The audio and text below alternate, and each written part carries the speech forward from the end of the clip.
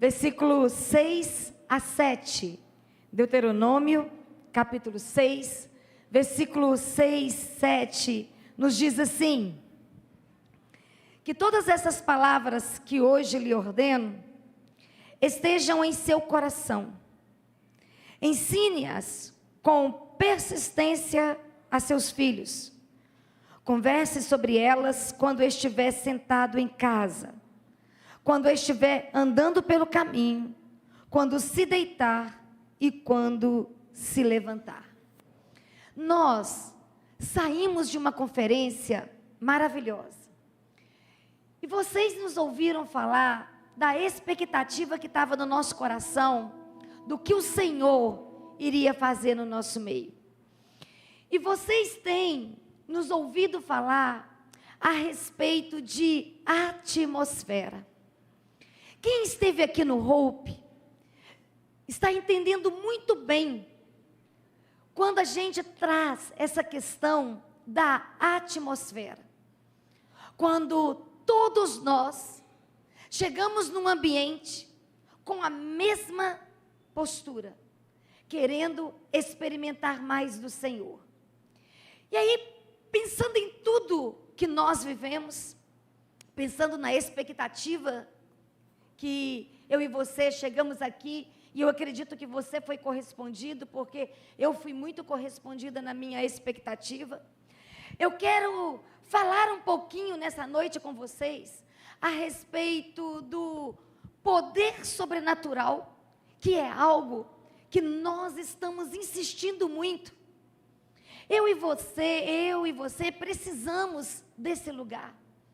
Os nossos pregadores, os nossos pastores, as nossas pastoras, sempre estão abordando esse tema, desafiando você a sair do lugar que você está e acessar esse lugar, que é um lugar diferenciado, que é um lugar onde você vai experimentar algo que nós nunca vamos dar conta de produzir. Não é porque eu estou nesse altar pregando, não é porque o pastor Leleco chega aqui e prega, o pastor Daniel chega aqui e prega. Não tem nada a ver com a gente. Tem a ver com ele. Tem a ver com a expectativa do seu coração. Tem a ver com a fome que você está trazendo. Tem a ver com a sede que você está trazendo. Tem a ver o quanto você está disposto a receber e a se transformar, a mudar de postura e assumir o lugar que o Senhor tem para nós. E nós estamos nos últimos dias abordando muito a questão de identidade, a questão de filiação, a questão de entendimento da paternidade de Deus sobre nós. Porque tem uma palavra profética liberada sobre as nossas vidas, e essa palavra profética que o Senhor liberou, é que nós acabamos de acessar um tempo de abundância no meio dessa casa. E quando eu me deparei com essa palavra de Deus, que nós estamos acessando um tempo de abundância de Deus, não tem a ver apenas com a honra financeira, com o suprimento de Deus, com o sustento de Deus na sua vida e na casa do Senhor.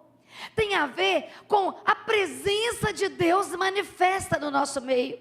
Tem a ver com aquilo que o Dênio pregou no sábado à noite. Se você estava aqui, você saiu tão impactado quanto eu saí, que é chegar em um lugar de contentamento.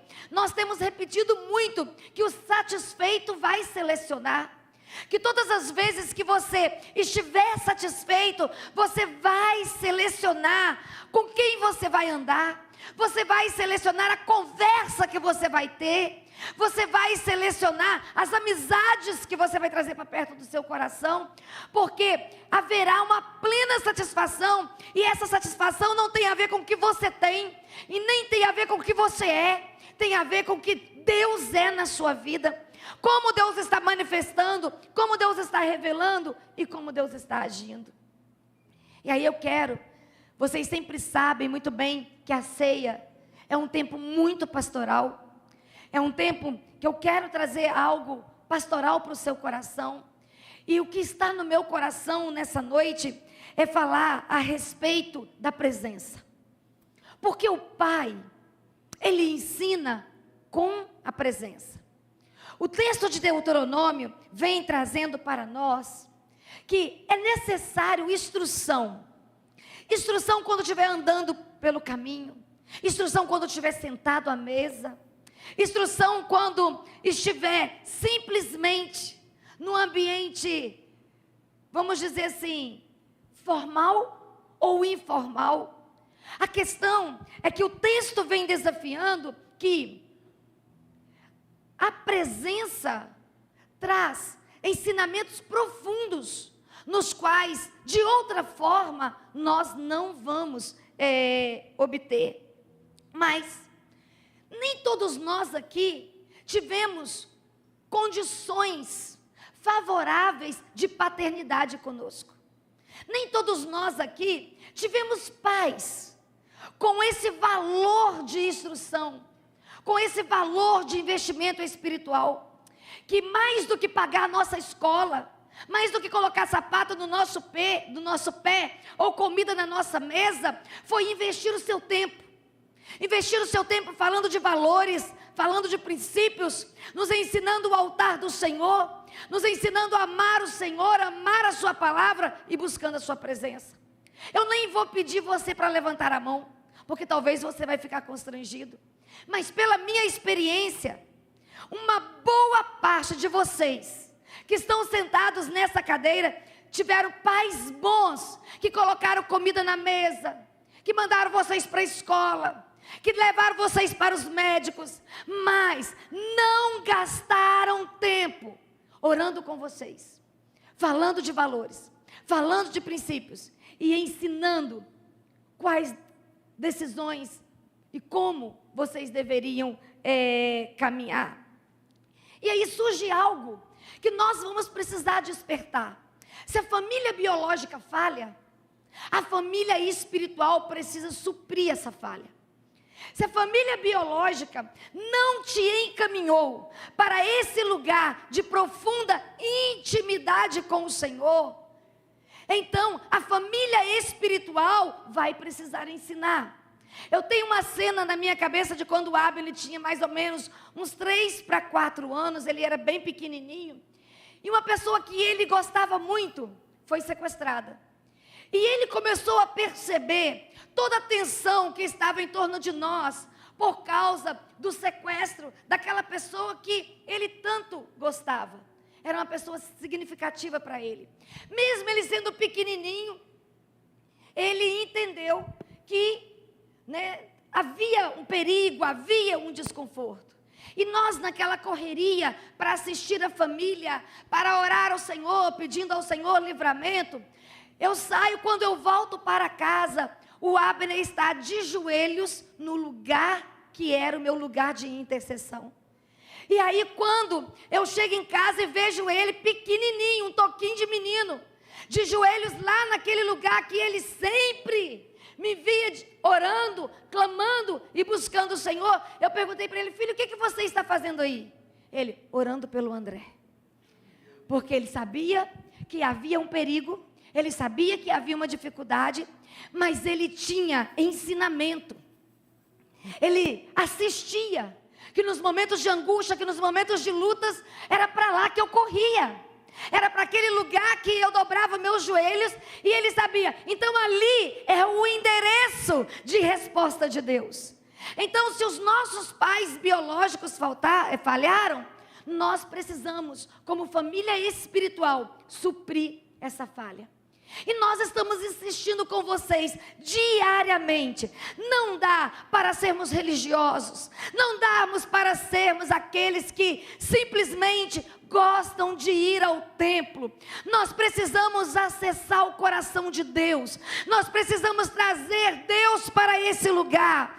Independente de quem ministra, independente de quem prega, independente se o clima está agradável ou não agradável, esse lugar precisa estar cheio da glória do Senhor, porque a glória do Senhor está sobre a sua vida, e porque essa glória está sobre a sua vida, o ambiente será cheio da manifestação do poder do Senhor. Aí eu quero convidar você aí para Salmo, capítulo 84. E o Salmo capítulo 84 vai trazer para nós algumas orientações. E essas orientações eu quero que vocês valorizem muito. Diz assim o texto, eu vou ler o texto com vocês nessa noite. Como é agradável o lugar da tua habitação, Senhor dos exércitos. A minha alma anela e até desfalece pelos atos do Senhor. O meu coração e o meu corpo cantam de alegria ao Deus vivo. Até o pardal achou um lar, e a andorinha um ninho para si, para abrigar os seus filhotes. Um lugar perto do teu altar, ó Senhor dos exércitos, meu Rei e meu Deus. Como são felizes os que habitam em tua casa, louvam-te sem cessar. Como são felizes os que em ti encontram sua força, e os que são peregrinos de coração. Ao passarem pelo vale de Baca, fazem dele um lugar de fontes. As chuvas de outono também o enche de cisternas. Prosseguem o caminho de força em força, até que cada um se apresente a Deus em Sião. Ouve a minha oração, ó Senhor Deus dos exércitos. Escuta-me, ó Deus de Jacó. Olha, ó Deus, que és nosso escudo. Trata com bondade o teu ungido. Melhor é um dia nos teus átrios do que 1000 noutro lugar. Prefiro ficar à porta da casa do meu Deus a habitar nas tendas dos ímpios. O Senhor Deus é sol e escudo. O Senhor concede favor e honra. Não recusa nenhum bem aos que vivem com integridade. Ó Senhor dos exércitos, como é feliz aquele que em ti confia. Quando a gente olha para esse texto, eu acho essa oração maravilhosa, porque a gente vê que é alguém falando de dentro, não é alguém elaborando um discurso, mas é alguém falando da alma. Esse salmo ele é escrito no período que Israel estava sendo assolado pela Assíria. Era um tempo de sofrimento. E aqui, esse salmo, ele é construído por um peregrino. Não tem nome. Não é Davi, não é Asaf. Aqui não se fala a respeito do autor desse cântico, ou do autor dessa oração. Só se fala que era alguém que tinha hábito de frequentar a casa do Senhor. Era alguém que conhecia o altar do Senhor. Era alguém que sabia o que era estar perto do coração de Deus. Mas agora, devido à opressão de Senaqueribe, estava impedido de ir ao templo para adorar o Senhor. Estava impedido de expressar o seu louvor, a sua adoração, ou de se entregar, ou principalmente como nós nessa noite, numa noite de terça-feira, depois de termos passado quinta, sexta, sábado e domingo na igreja, quem está no RA ainda na segunda-feira na igreja, nós estamos aqui nessa noite, dizendo para o Senhor o quanto nós somos apaixonados por Ele. Então esse texto vem de alguém que sabia o que era estar no templo, de quem sabia o que era estar próximo do altar. E não tem como ficar próximo do altar e não ser alcançado pelo que flui daqui. Não tem como estar próximo do altar e não ser impactado pelo que se revela aqui. E o autor dessa oração vai dizer que ele é esse peregrino, ele está caminhando, ele está andando, ele está sem rumo, mas existe uma saudade na alma, existe um gemido na alma. Nesse momento ele está gritando pelo lugar de devoção. Nesse momento ele está dizendo que a sua jornada estava difícil, porque ela estava sem a proximidade do altar, sem a revelação do ambiente aonde a glória se manifesta. E E aí esse autor vem mostrando para nós que é necessário você sentir saudade da casa do Senhor. Se você é aquele que não sente saudade do altar, se você é aquele que vive confortavelmente longe dele, tem alguma coisa errada com você. Porque ele está dizendo que, sim, a presença do Senhor é poderosa. Só que a Bíblia judaica, ela traz para nós alguns princípios que norteiam esse Salmo 84. E eu vou tentar ser breve. Eu não vou me deter como eu gosto de me deter nas partes, por causa do nosso tempo. Mas eu quero dizer para você que no versículo 1 a 2 do Salmo 84, como é agradável o lugar da tua habitação, Senhor dos exércitos. A minha alma anela e até desfalece pelos atos do Senhor. O meu coração e o meu corpo cantam de alegria ao Deus vivo. Como são amáveis. Como são amáveis. A Bíblia judaica, ela vai falar de uma forma tão romântica esse texto, que eu fiz questão de escrever a tradução da Bíblia judaica, que diz assim: amáveis são os lugares onde tu moras. Minha alma suspira, sim, desfalece toda pelos pátios de Adonai. Meu coração e o meu corpo clamam pelo regozijo, pela alegria, pela satisfação do meu Deus vivo. A tradução judaica. Então aqui está falando que a presença do Senhor, ela é agradável. Por que ela é agradável? Porque Ele é uma pessoa amada. E como Ele é uma pessoa amada, Ele quer revelar a você esse amor. E quando nós encontramos pessoas amáveis, nós queremos estar perto. Nós queremos compartilhar a vida. Nós queremos desfrutar da presença. Então, se você encontrou essa pessoa tão amada, que é esse Deus, que o salmista vai chamar na linguagem judaica de Adonai, aquele que é presente, aquele que está vivo, aquele que se movimenta, aquele que fala. Gente, se você realmente está apaixonado, como nós mostramos paixão nesse final de semana, como nós ficamos aqui horas adorando, teve um momento que a presença de Deus era tão extraordinária nessa casa, que os ministros não precisavam ministrar, a igreja adorava, a igreja expressava a sua paixão, a igreja expressava seu amor. Nós estávamos dizendo: a tua presença é muito agradável, Adonai. Tu és amado. E ele vai falar de um suspirar, de um ansiar, de um desejar profundo. Meus queridos, eu quero desafiar vocês a viver essa experiência, como nós já ouvimos aqui no sábado, que nada seja mais tão importante para vocês do que estar no altar do Senhor, desfrutando da sua presença.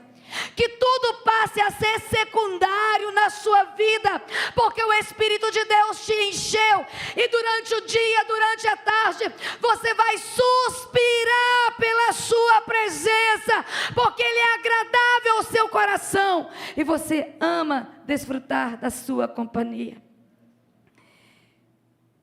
O texto vai dizer que a fonte do seu desejo é o Senhor. E nós fomos muito ministrados aqui nesse final de semana a respeito disso. Que às vezes nós podemos nos aproximar do altar do Senhor, porque nós queremos nosso casamento restaurado. Nós queremos uma porta de emprego melhor. Nós queremos a nossa saúde física restaurada. E o salmista está dizendo que não, tudo isso sim é importante. Mas como já falei, secundário. Porque primário é a presença extraordinária do Altíssimo. E é o que você realmente vai buscar. E é realmente aonde você vai investir. Então, o meu sonho para essa igreja, nesse momento que nós estamos vivendo, que você tenha construído uma nova cultura. Que você sim vai fazer os seus projetos pessoais, vai fazer as suas viagens, vai construir o seu sonho. Não tem problema nenhum com isso, porque eu também faço isso. Mas a sua prioridade é a presença de Deus na sua vida, é o derramar do Senhor no seu coração, porque o seu desejo estará voltado para Ele.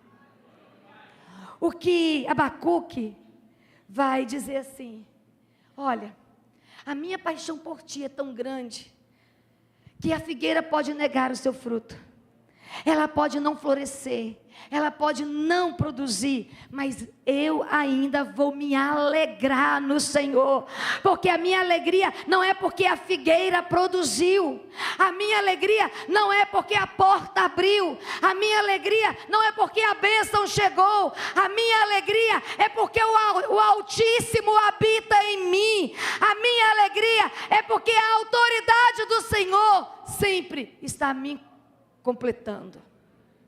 E aqui eu me deparo com um princípio, o princípio do desejo. E o que eu quero que você coloque no seu coração com esse princípio? Se ele não for o motivo número 1 para você buscar a sua presença e derramar o seu coração nele, ele não vai poder exercer em nós o seu papel intenso de pai. E se tem uma coisa que Deus está buscando, é encontrar filhos que possam realmente desenvolver o papel intenso de pai na sua vida. Esse Deus que vai pelo caminho com você te instruindo. Esse Deus que vai à noite sentar com você para te informar o projeto do seu coração. Esse Deus que vai contar os segredos do seu coração para você. Esse Deus que vai antecipar as guerras e batalhas que você vai enfrentar. Não simplesmente para você obter conhecimento, mas para você se preparar para passar pelas guerras na postura que Deus espera de você. No final do nosso Hope, eu recebi uma palavra desafiadora. Uma palavra profética desafiadora, me mandando preparar e pontuando questões que eu teria que lidar e que eu precisaria estar preparada para lidar com elas. Isso é andar com o Pai. Isso é ter o Pai intensamente manifestando na nossa vida. Mas, além de entender ou de desfrutar desse desejo profundo em Deus, nós precisamos de um outro valor, que se encontra no versículo 3. Encontre o seu lugar de descanso em Deus. O texto vai falar poeticamente: até o pardal achou um lar. Até o pardal, até a andorinha encontrou um ninho para si, para abrigar os seus filhotes, para colocar aquilo que é importante em segurança. E eles encontraram esse lugar, num lugar inédito, porque eles encontraram esse lugar, o texto vai dizer para nós, perto do altar. O passarinho, a andorinha, o pardal, a andorinha, encontrou esse lugar no olhar do salmista, perto do altar do Senhor. E aí é isso que eu e você precisamos. Nós precisamos, se até o passarinho, se até o pardal entendeu que não dá para ficar no altar, longe do altar do Senhor, se até a natureza irracional sabe que esse lugar é lugar de segurança, é lugar de socorro, é lugar de promessa e abundância, porque tem alimento, tem segurança, tem provisão para eles o tempo todo. Imagina eu e você. Imagina quem Deus gerou, a sua imagem e a sua semelhança. Imagina para quem Deus sonhou e gerou um propósito para ser executado na sua vida. Imagine você, que Deus teceu você no ventre da sua mãe. Deus teceu a estrutura óssea, a cor da pele, a cor do cabelo. Deus sonhou com você ao ponto de fazer com que você fosse o objeto mais importante do seu coração. Imagina, se eu e você encontrarmos esse altar. E aqui nós encontramos um princípio. O princípio que nós encontramos aqui é que eu e você precisamos eliminar do nosso coração toda rejeição e todo abandono. Só tem rejeição e só tem abandono para quem está longe do altar. Porque o pardal encontrou lugar de segurança perto do altar. A andorinha encontrou o seu lugar seguro perto do altar do Senhor. E o salmista vai dizer a mesma coisa. Eu encontro essa segurança, eu encontro esse descanso, eu encontro essa plenitude. É nesse endereço, perto do altar do Senhor. E aí, meu querido, minha querida, quem esteve aqui sábado se maravilhou com a palavra de descanso e de contentamento. Então talvez se você anda descontente, seja porque você está mais longe do altar do que deveria estar. Talvez se você não está pleno, é porque você precisa tomar uma postura. E vida com Deus, satisfação em Deus, tem muito a ver com posição. Eu me posiciono em Deus para andar debaixo das suas mãos e ser satisfeita nele. Então eu vou estar mais próximo do teu altar, com meu coração mais derramado nele, porque assim ele vai manifestar a sua face para mim. Mas o outro princípio que eu encontro aqui é o versículo 4 e 5, aonde nos convidando a nos tornarmos pessoas felizes, plenas, por meio da dependência da adoração em Deus. Olha o que o salmista vai dizer: como são felizes os que habitam na tua casa. Aqui não está dizendo como são felizes os que andam de Ferrari. Aqui não está dizendo como são felizes quem está fazendo viagens excepcionais, ou quem está morando em belas casas. Aqui o texto está dizendo como são felizes os que habitam na tua casa, porque louvam sem cessar, porque em ti encontram força, porque podem até serem peregrinos de coração, mas anda na presença daquele que se inclina em todo o tempo, e quando ele se inclina, ele te encontra, e quando ele te encontra, ele muda o seu estado emocional, e quando ele te encontra, o seu jeito de interpretar as coisas mudam, e você se permite ser trabalhado pelo Senhor. Aí tem um outro princípio, o princípio da felicidade. Nós estamos vivendo uma época de pessoas muito infelizes. As pessoas estão muito infelizes. Elas estão sentindo falta de muitas coisas. Gente, eu fico me lembrando de quando eu era adolescente, de quando eu era jovem. A impressão que eu tenho, talvez eu esteja muito errada, é que com a ausência do WhatsApp, com a ausência das redes sociais, nós éramos muito mais felizes. Quando nós reuníamos, era para subir no pé de manga, era para descer nos morros de carrinho de rolimã.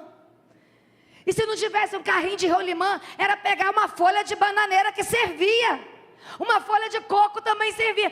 Quem da nossa época não tem cicatrizes pelo corpo, porque rolou por morro abaixo, quando estava descendo no meio da chuva, pelo morro abaixo, enrolado numa folha de banana, ou numa casca de coco. Só que agora nossos filhos têm brinquedos da última geração, uns que a gente nem sabe falar os nomes, e eles não estão felizes, estão ansiosos, estão depressivos. É incrível nós, como psicólogos numa clínica, ter que ficar atendendo criança de 7 anos, de 8 anos, de 10 anos, com síndrome do pânico, com crise de ansiedade. Ah, meus queridos, eu posso dizer para vocês que a minha infância não foi fácil, foi uma infância de escassez, eu tinha todo o direito de ser depressiva, de ter crise de pânico. Só que a nossa geração era diferente, porque havia uma felicidade que a geração de hoje não está conhecendo.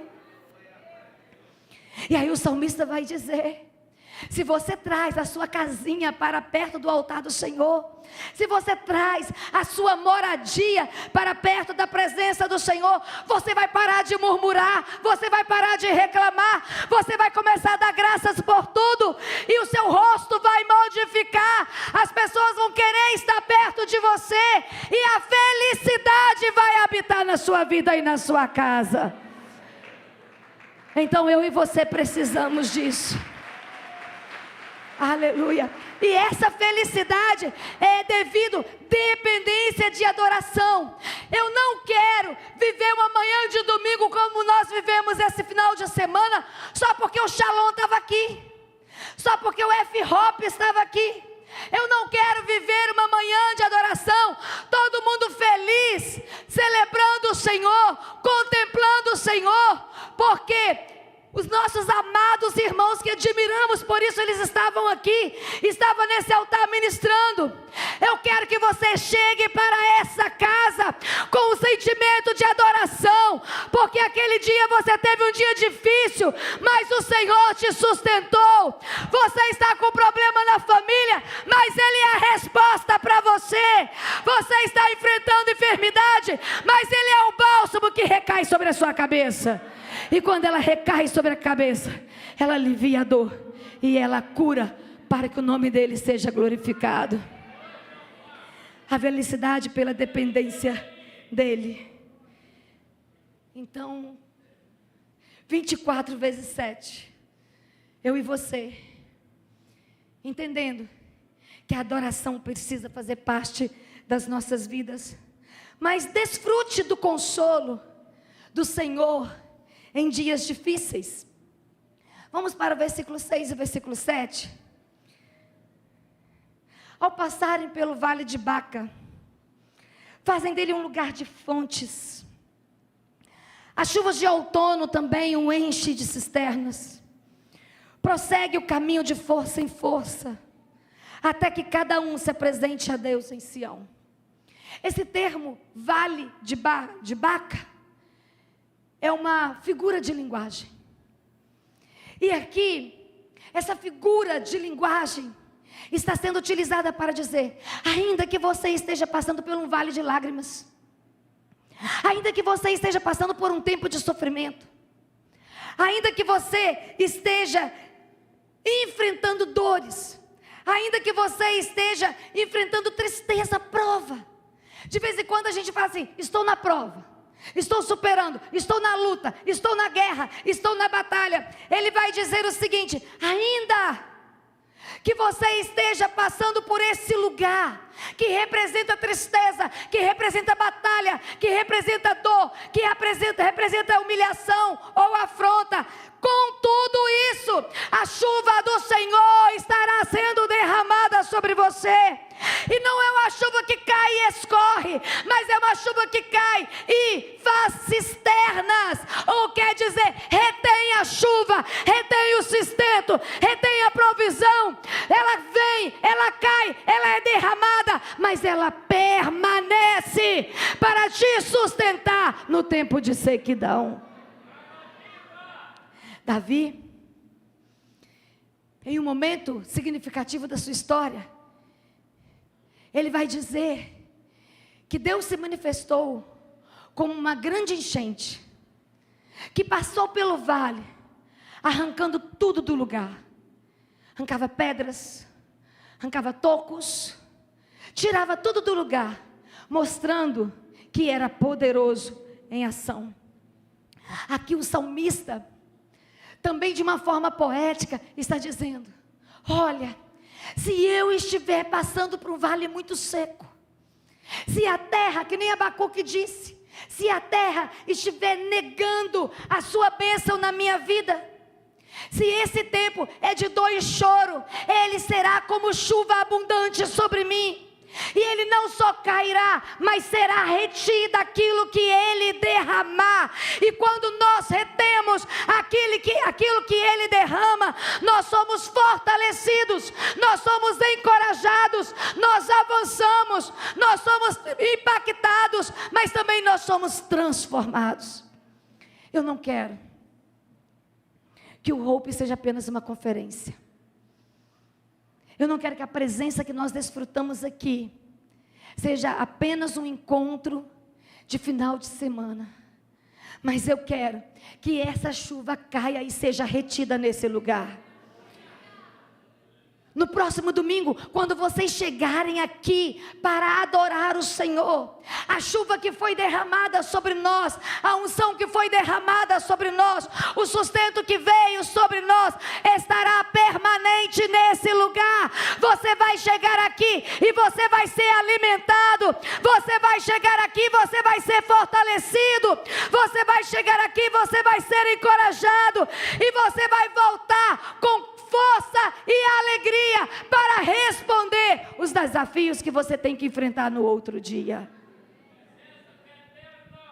Mas a palavra do Senhor também nos aponta que precisamos da experiência, da manifestação da bondade do Senhor. Vamos para o versículo 8 e versículo 10. Ouve a minha oração, ó Senhor Deus dos exércitos. Escuta-me, ó Deus de Jacó. Olha, ó Deus, que és nosso escudo. Trata com bondade o teu ungido. Olha bem como ele se apresenta para o Senhor. Ele não é um homem qualquer. O texto não faz referência da sua identidade. Não é como os salmos de Davi, ou como os salmos de Asaf, que tem a identidade do autor ali revelada. Mas ele está fazendo menção de algo que não pode faltar nas nossas vidas, a unção do Senhor.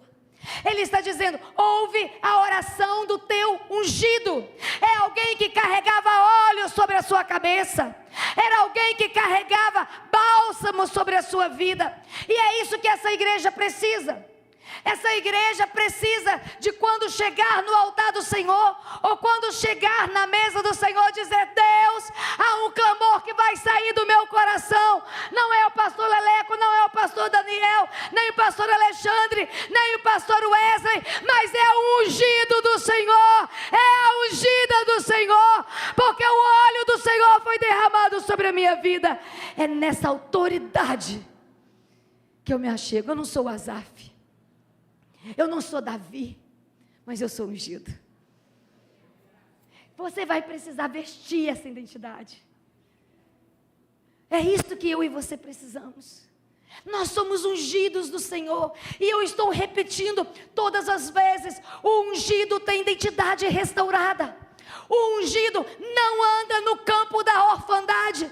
O ungido vai administrar os sintomas da orfandade, apresentando o seu pai para eles. Olha, meu amigo, minha amiga, em nome de Jesus, essa igreja vai levantar a sua cabeça, independente das críticas. Essa igreja vai levantar as suas mãos, essa igreja vai abrir a sua boca, e ela vai dizer, temos um pai, somos amados, somos escolhidos, somos sim separados para revelar a glória do Senhor, porque temos pai, somos ungidos.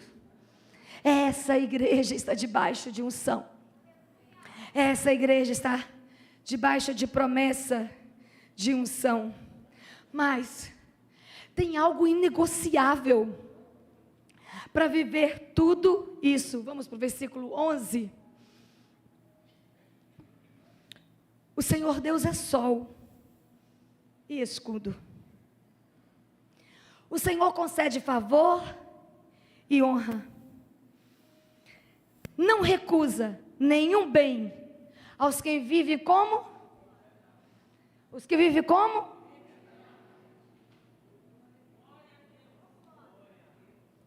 Na minha versão, integridade. Ele não recusa nenhum bem aquele que vive com integridade. Então, esse salmista, ele está dizendo: o Senhor me responde, porque eu sou ungido, e o Senhor não retém nenhum bem a mim, porque eu sou íntegro. E é nessa postura que nós temos que nos aproximar do Senhor. Meu querido, minha querida, hoje é manhã, aliás, perdão, hoje é noite de ceia. Viu como é a força do hábito? É desse jeito. Hoje é noite de ceia. É noite que eu e você nos avaliamos. Porque a palavra do Senhor nos chama para fazer uma reflexão. Nós temos pregado sobre santidade. Nós temos falado a respeito de santidade. E a palavra do Senhor, ela é muito clara quando ela diz que eu e você não podemos nos tornar pedra de tropeço para nenhum dos pequeninos.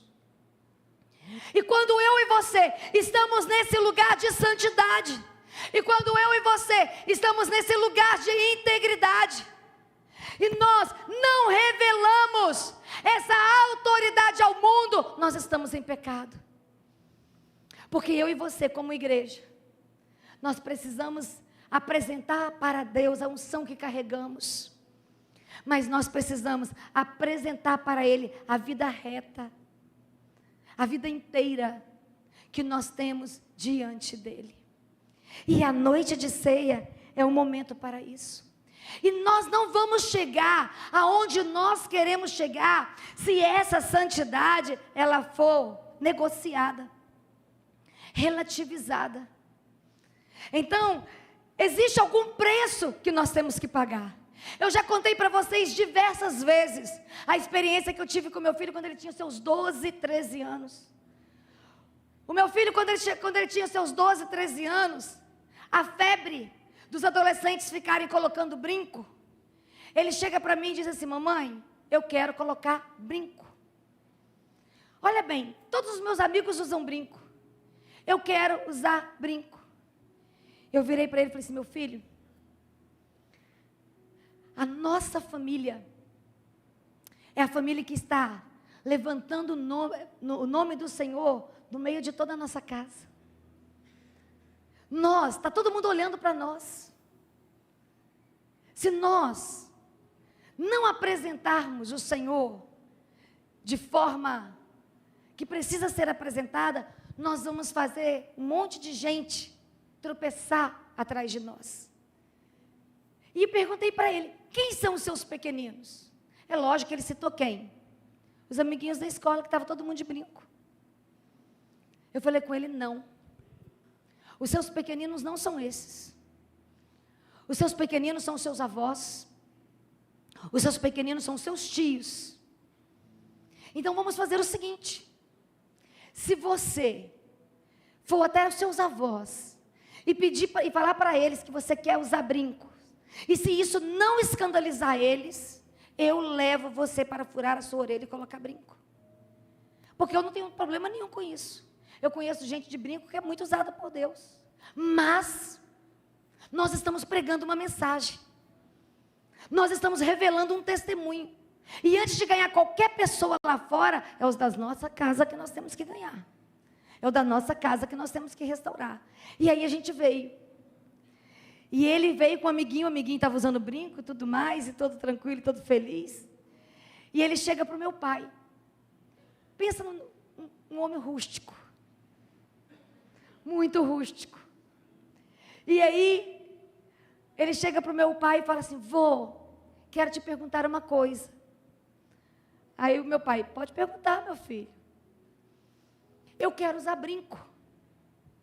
E minha mãe falou que eu só posso usar brinco se eu não te escandalizar. Gente, meu pai era um homem ímpio, que não tinha temor nenhum de Deus. Meu pai deu uma gargalhada e olhou para ele e falou: meu filho, mata, rouba, faz o que você quiser, mas brinco não, porque brinco não é coisa de homem. Sendo sincero. Ele baixou a cabeça, voltou todo triste para o meu lado e disse: mamãe, o meu pequenino está dizendo que não é coisa de homem. nunca mais tocou no assunto.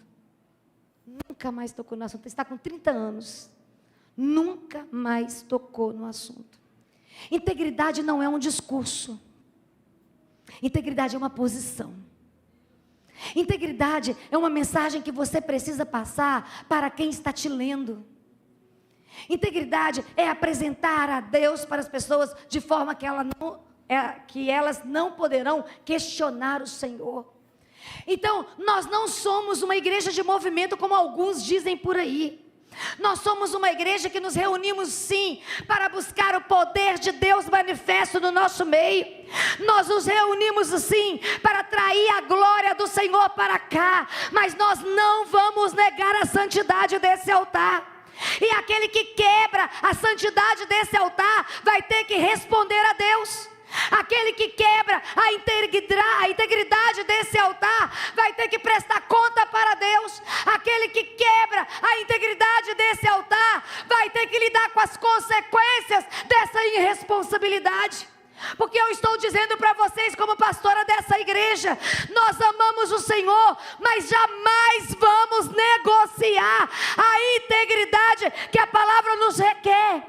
E nós estamos sim querendo falar em línguas, querendo cantar em mistério, querendo expulsar demônios, querendo curar enfermos, mas nós queremos apresentar as nossas vidas, para que as nossas vidas sejam as maiores mensagens pregadas aqui nessa casa.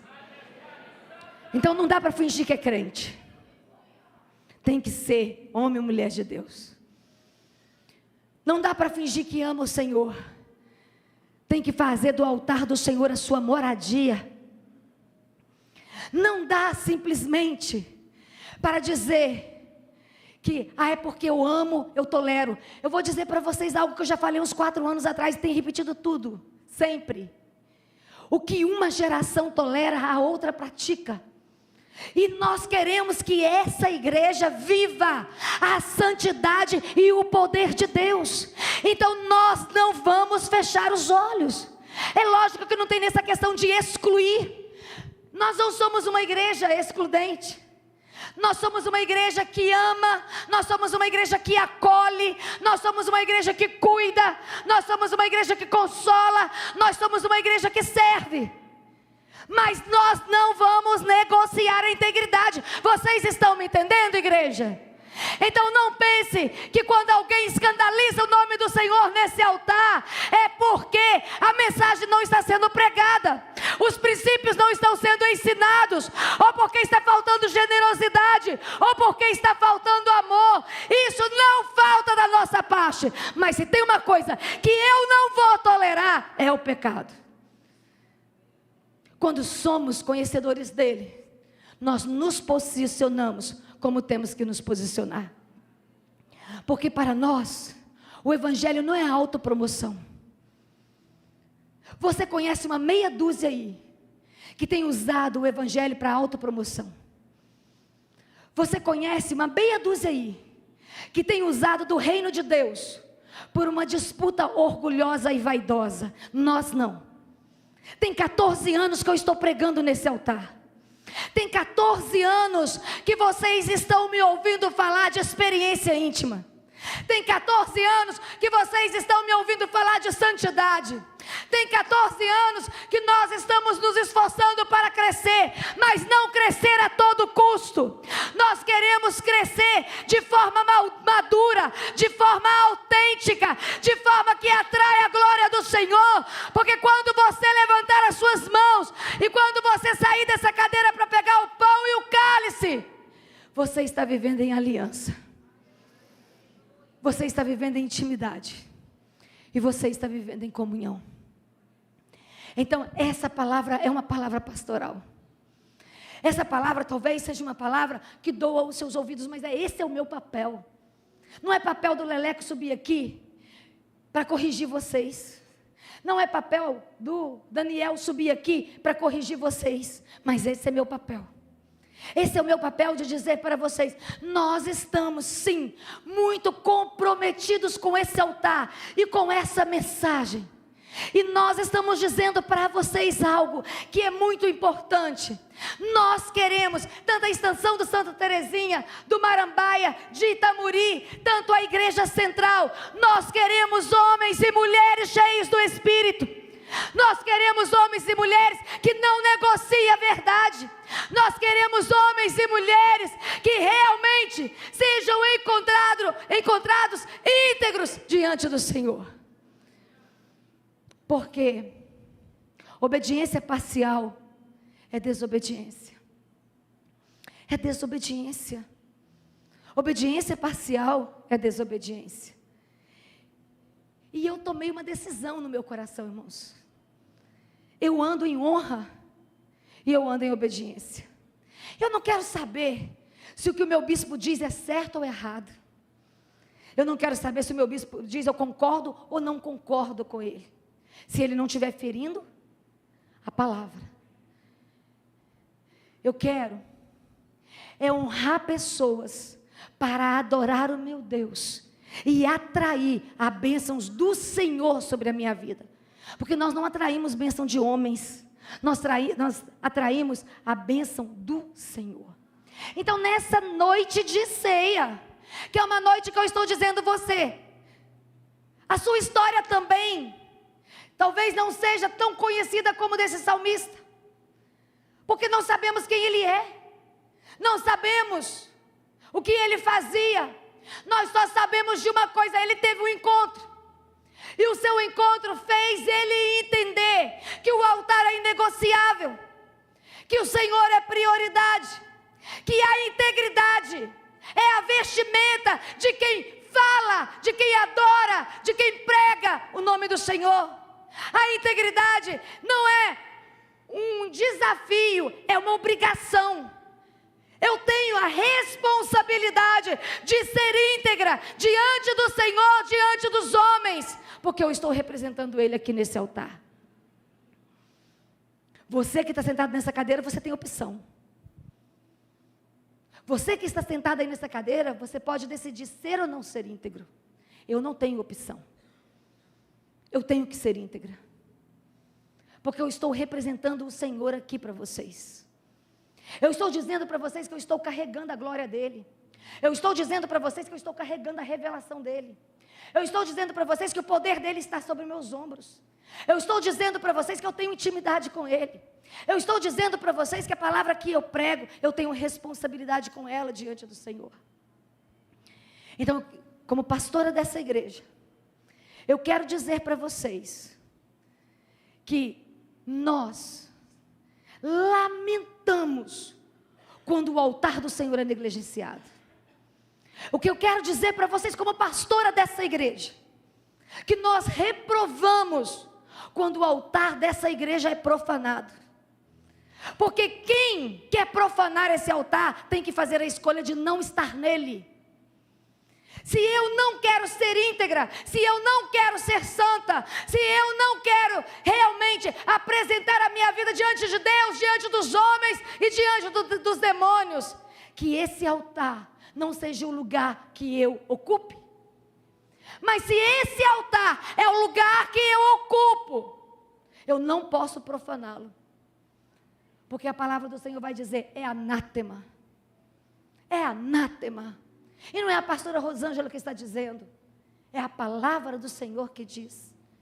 Então, meu amado, minha amada, quando eu reúno vocês numa terça-feira, depois de um roupe extraordinário, ontem o bispo me mandou a seguinte mensagem: e aí, Rosângela, está celebrando muito as bênçãos desse final de semana?